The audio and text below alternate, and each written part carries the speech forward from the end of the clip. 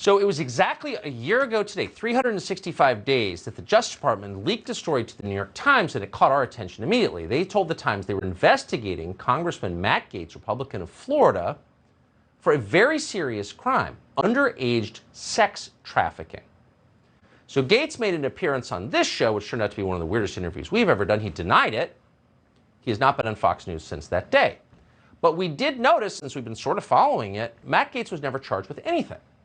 So how is that? The Justice Department calls the New York Times and says you're a sex criminal, and then a year later you're not charged with anything?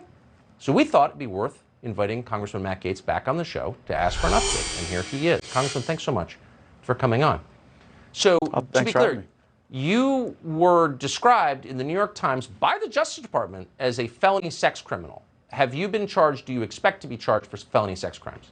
No, this was an operation to destroy me, to harm my family, to hinder my ability to serve the district and the movement that I represent in Congress.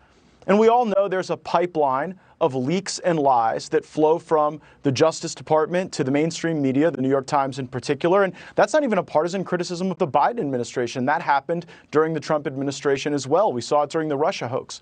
But the most important update, the most important thing that's happened since our last on-air discussion, someone has been indicted and has pled guilty to trying to shake down my family based on this pile of lies. And so I'm not going to allow it to hinder me. I'm going to continue the important work that I do here in the Congress for my constituents.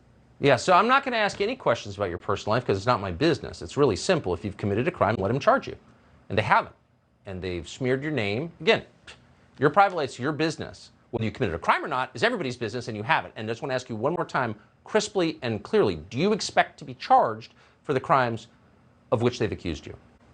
No, that would be a travesty. I'm innocent. I have maintained my innocence. I have been entirely consistent on this fact, and each and every day, the lies about me unravel and are debunked, and the things I've said, and admittedly, it's pretty wild to come on your show and say that my family's being shaken down for $25 million by some fraudsters, some with connections to the intelligence community and the Department of Justice, but in fact, someone has pled guilty to just that. So I feel vindicated each and every day that the facts are revealed, but I don't want this to be a distraction from the critically important work going on in the Congress that my constituents expect me to dig in on. Well, you can't allow the Justice Department to silence sitting members of Congress with fake allegations of sex crimes. And again, if the allegation is real, let them prove it. That's their job, not ours.